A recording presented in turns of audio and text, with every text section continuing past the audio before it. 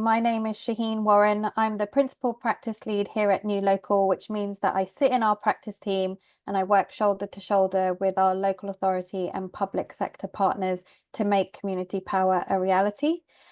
We're joined by Katie Kelly, former Deputy Chief Exec of East Ayrshire Council and current chair of New Local. And we're here to talk about everything leadership. I'm going to start with a bit of a trail from some of the work that New Local has been producing over the last couple of months, where we often talk about the ability to lead within and through a perma-crisis. So the perma-crisis being a world that is characterized by economic volatility, political polarization, growing global tensions, and environmental deterioration. For local government, that's often meant operating under a banner of more cuts, a reduction in funding, a risk of redundancies, and as well as structural reorganization. How do you maintain a kind and compassionate way of working with the workforce and with communities in that environment? For me, it's very much about everyone being in this together, whether it's a workforce or with the communities we serve. I think the whole thing about leadership, a leader as a hero or as a single point with everything on their shoulders or all powerful, is something that doesn't really exist. And actually, if it does, it has no value within public service. So for me, kindness and compassion is about everybody understanding the situation that we find ourselves in, everyone being part of the solution to that, and treating people with dignity and respect and being able to listen. You mentioned the word redundancies and cuts, and those are all things that we look at through a negative lens, a lens of being disempowered. And I would suggest that at this point in our history, we have to look at things through a strength-based lens. Where are the skills and talents? The majority of workforces in public service live in the communities that they serve, so they are the community. When I used to do the induction for new employees at my council, I used to say to a room full of people in the council chambers, new social workers, head teachers, cleaners, roads workers, welcome to Downton Abbey. You have now become a servant. We haven't just recruited you because of your skills and talents. We've recruited you because of your values and that you want to serve local people. So I think for me, an equalisation of power, people being in the challenge together and people using their strengths and skills to be part of that solution lends itself to kindness and compassion and deep listening. Brilliant. And you've started to touch on it because what we would like to see in a new approach to leadership is not only one that can adapt to that perma crisis, but also thrive within it. And I think what you're starting to touch on there is what is the strength-based approach that we can take to looking at leadership as a holistic style, approach, framework. And therefore, I wonder if you've reflected on what are some of those emergent and today under-recognized qualities of leadership that we need in order for it to be possible for us to thrive in this new environment? The leader that I think would absolutely thrive within public service is someone that knows themselves, that comes to work in public service and lead in public service, not for power or control or for promotion, but actually to serve. So that the leadership is almost secondary. There's hard things to be done, but do them anyway, but do them with love and with kindness. And also be deeply aware of people round about you and the impact that you're making as a leader. So the resilience, the ability to have a vision and share a vision, but also the ability to deeply listen and to hear something that maybe is contrary to your view or that of the organisation, but then to ponder in that and to discuss that. And I think it's sometimes when there is difference of opinion that actually the brilliant learning takes place. So that ability to facilitate and enable, I think, is so important at this point in our history. You're often known for and celebrated for your own community powered approach that you took in East Ayrshire and empowering your team to be able to work in those different ways. Are there any moments during your time in a leadership role there, either from yourself or from others in the team, that really stick with you as being exceptional at demonstrating those new leadership qualities or styles or different ways of working and generating that kind of future that you talk about?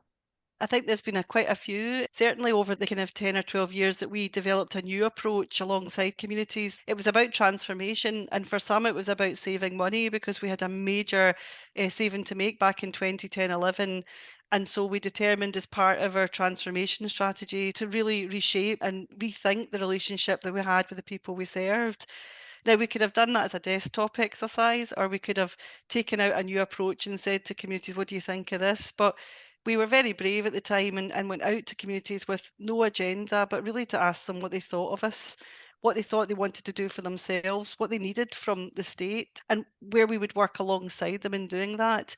And I think the Damascene moment for me there is people felt really distant from our organisation. You know, the famous quote for me that I kept, I've still got the post-it, I wrote it down because it stayed above my desk for a long, long time. And there's real time and there's East Ayrshire time. You could have heard that and defended and said, well, that's not true. We've done this, we've done that. But actually, for me, that was a real mirror for our organisation. And it was a real provocation to say, how do we change ourselves to serve properly? What does that look and feel like? And what does it look and feel like to get closer to communities? It meant that we had to change the shape of ourselves because that shape didn't suit anymore. It also meant that we had to really respect what communities wanted, even if it didn't chime with what the council thought was needed. Because actually, it doesn't matter what the council thought was needed, and it doesn't matter what all of those demographics tell us and all the statistics of doom about what's wrong with places. Actually, people want to live as healthily as possible. They want to be connected. They want to live in a nice place and they want to feel listened to. And actually, I think we have over engineered things. I think it was probably the best, deepest engagement I'd ever been involved in. All through that process, I saw people who had been in public service leadership roles for years, who had been used to doing things a certain way because they were brought up in a hierarchical way where you were promoted, you know, kind of vertically, and there was a permission culture and things were done in a certain order. And I saw more and more people becoming free of that. And I used to say to whole teams of staff, you do what is the right thing to serve. Never mind your job description, as long as it's not illegal and you're not doing any harm, do the right thing to serve. And actually, when people started to believe that they had that power as employees or communities to help and serve each other, magic started to happen because the solutions weren't prescribed. So a real relational change and a change right across senior leaders. At a head of housing communities at the time, and he used to be known as Dr. No. He said no to Mhm. everything because it wasn't within the strategy or it wasn't within the budget. And Bob changed dramatically because he realised actually if he opened his arms and listened to people, he could find a way to say yes. And that really changed his whole service and resulted in him becoming promoted into a leadership role that he never even had an ambition for. So there's lots of Damascene moments throughout my career, nationally and locally, that when this starts to work, it becomes unstoppable almost. It's got quite the wow factor about the whole transformation that the council and every team went under in order to really implement a different approach. And lots of that has resonance with some of the themes that were coming out of the roundtable discussion that we held at Stronger Things this year, which you chaired. And we were very lucky to hear firsthand from two leaders of local authorities from different bits of the UK with quite different experiences of actively implementing exactly what you're describing, that you did and led in East Ayrshire. I wonder if was there anything that kind of struck you from that particular session that we held, or were there any lessons that you took away from hearing the experiences of those leaders? I think for me, both Alison Mackenzie Follen from Wigan and Kim from Brent, they are humble leaders, they are reflective leaders, they care deeply about what they're doing. You can tell that it oozes out of them. And I think we had a brilliant conversation because of that. They made themselves fairly vulnerable. They were not pretending to know everything. And in fact, absolutely said that that was the worst thing that you could do. Wigan has been somewhere I've admired for so long in terms of the groundbreaking work they did around the deal and also the way they worked with their employees. And that we learned from East Ayrshire, learned so much from Wigan about the Be Wigan experience and about the value-based work that they're really hardwired at every part of their workforce. Alison to me is an incredible leader and knows as well that this evolves and that there's been brilliant work in Wigan, but they're having to look at it again. She talked about how she has to hear some hard to hear things about the deal now and where it is at and what needs to happen next. So I think Alison sees the ability to evolve as a leader, but to deeply listen. And Kim as well, she talked about where she was at the foothills of that kind of transformation. I think that was so important. She's in a new council now. She's so much experience that she brings, but she absolutely was open to change and committed to making a difference. They were quite searching questions and they opened their arms and they answered with honesty and integrity. I think there's something about the work that we're doing in New Local to hold that space for leaders, to connect it, and to say it's all right to be like that. And in fact, this shouldn't be the radical way, it should be the way. It should be the way that we are leading now in the 21st century during permacrisis, but also because communities need and expect something different now. And it's so interesting that you pick up on both the level of vulnerability that was shown in the room, but also the need for leaders to have the right support mechanisms in place to be able to show that kind of vulnerability and step up to the plate when it's really needed and take the hard decisions when they come. And going back now to your own experience of leading, were there particular things that you thought, oh, that really helped me perform in my role, or that really gave me the confidence to take that decision? And any advice you would offer up to leaders in the same space now about what they can put around themselves in order to be able to lead in a different way? We talk about courageous leadership, but collaborative leadership and collective leadership are to me the way that we need to do this. And that's where you get the strength. That's where you get the courage. If you're truly collaborating, so your team, the team that you have, and whether that team's your senior management team or whether it's the team who are delivering outdoor services in the community, it's about that distributed leadership is all owning the challenges and the opportunities and the successes together. And yes, hard decisions get made, but they don't get made in isolation. They never should be made in isolation because if they are, they're not owned. The decision isn't owned and people will feel hurt or excluded. If decisions are made where people have been part of the solution, and it might not always be what everyone wanted, they at least have had the conversation about why that can't be and what's happened. So we need to look at teams of people linked together, the connectedness of leaders. And I don't just mean at the top tier because I'm not a great fan of hierarchies. Public service was set up in hierarchy. Beveridge created the welfare state and created public service in 1945, and it was groundbreaking, but it was set up in a hierarchical way based on how the war was fought, very much a chain of command. Now, people don't respond to hierarchies. Hierarchies create a permission culture and an adult-child relationship.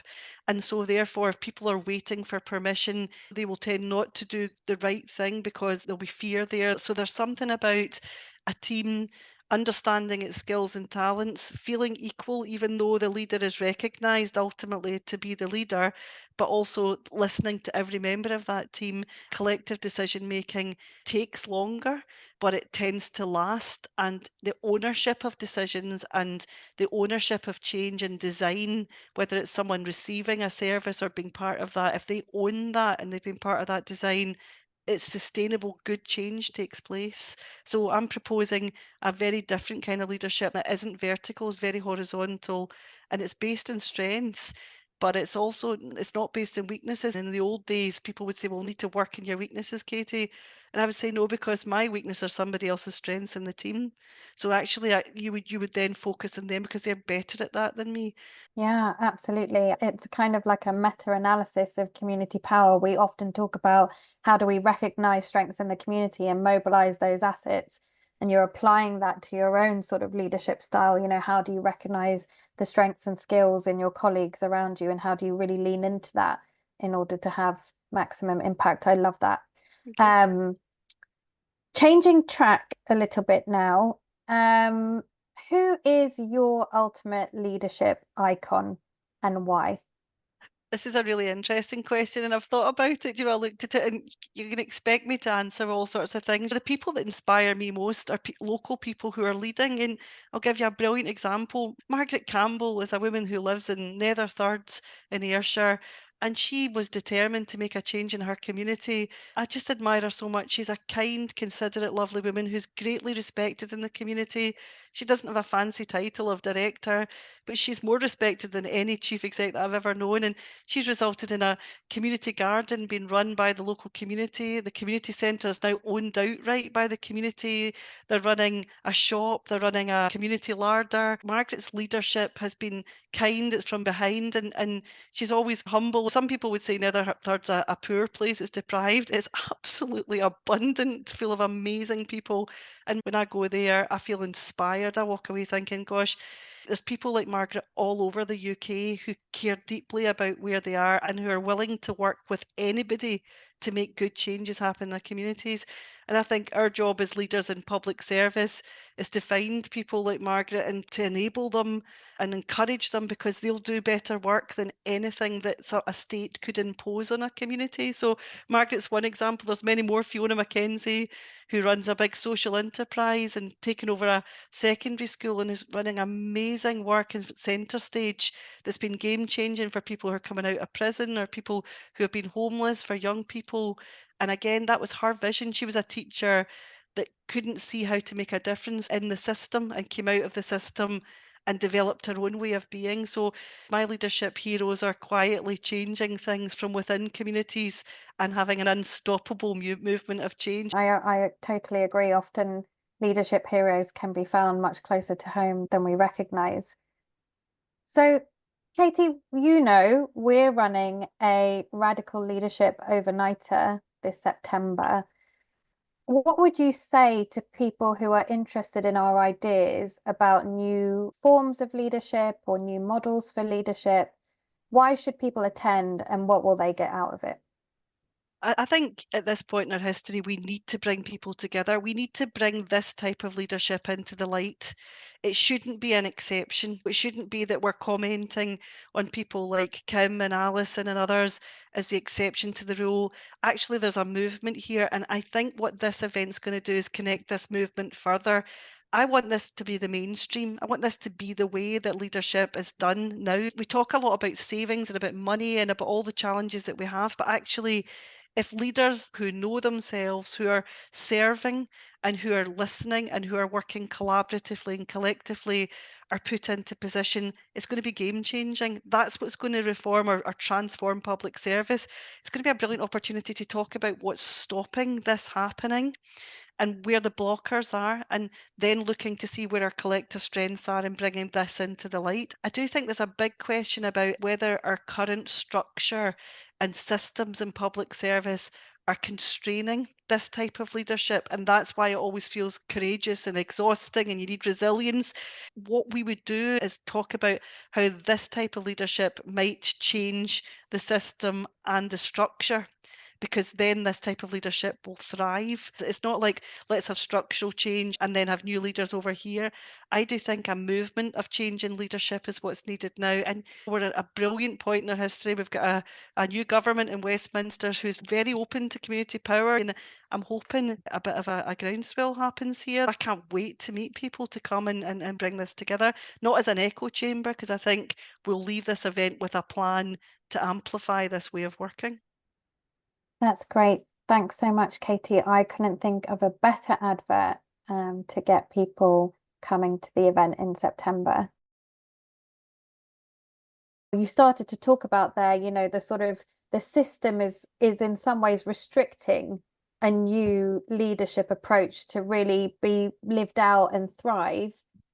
And I wonder, it probably requires lots of people in lots of different roles sort of reorienting themselves to acknowledge the new environment that we're operating, but also to give way for a new kind of leadership approach to truly come alive. And I wonder if you had any key messages, perhaps for that newly appointed cabinet that we've ushered in, about how to best enable local government to lead in a different way. Yeah, I think from my point of view, that relational leadership is very important. We haven't talked about that in depth, but the relationship between local and national government and the relationship between local government and the communities they serve are very interesting to me. Also, if we look at the relationship between Westminster and Holyrood and Westminster and Wales and Northern Ireland, these are really important areas of leadership, and really interesting that the Prime Minister, one of the first things he did is met with each of the countries and with the mayors. And I think that's been a really important message that's been sent to say we now need to look at how we can collaborate and reset these relationships, because if these relationships aren't productive, that's what's going to start to stymie change. So there needs to be trust in there needs to be understanding, and there needs to be a real focus on place. New Local's been doing some really interesting work in place. And if we don't get those relationships right and we don't reset them, I think that's going to really jeopardise some ambitions around what place leadership would start to look like and how we would serve in a much more local way. So I hope that there's going to be real investment in time and energy in growing those relationships and growing trust and understanding regional and national differences, and also not trying to centralise really important decisions that need to be made, but actually making them as local as possible, because local people know what needs to happen. We're very lucky to have people who have real experience of local public sector and local government getting and kind of championing those views from their newly appointed national government roles. What should we be looking out for, Katie, amongst that cohort of people who've recently entered into Parliament? What should we expect? Well, of course, one of the most recent examples for us was at Stronger Things that we had recently at the event, and we had Georgia Gould speaking there. At that point, she was the leader of a council and she is now an MP, but she was speaking eloquently about community power and about how that has become so important in her leadership, but to be local and to serve local people and to really engage deeply with communities, and how that really changed how her council ran things. So to have Georgia and people like her now moving into Westminster, that message will go with her, and I'm hoping that that becomes part of the lifeblood of this new government that we have, that those connections are made. People moving from local government into national government is really very interesting because they know what it's like to be on the ground. I'm hoping that the people that are moving from local into national bring that passion of place with them. That really the strong message that when decisions are taken very locally, they tend to be more sustainable and have a bigger impact. We talked about strengths before. So what are the strengths of the people that have all been elected now, and what do they bring to the table? They bring a wealth of knowledge and skills and experiences from local communities. And I hope that they work closely on those relationships between local and national government. Trusting relationships that have integrity and understanding are so important for good change to happen. Absolutely. And I think it will make for very interesting activity around the broader devolution agenda. Good luck to them. Katie, it's been an absolute pleasure to have you with us today. Thank you so much for sharing your experiences and reflections about a leadership approach for the perma crisis and for unpacking so much in such a short space of time. Just want to remind everybody that all of this is pointing towards a radical overnighter event that New Local is hosting on the 19th and 20th of September. And again, I just want to say thank you, Katie, and I look forward to seeing you in September. Thanks so much, Shaheen. It's been cathartic, really, and inspiring to talk to you and to share these stories and unpack some of this. Brilliant. Thanks so much, Katie. Thank you.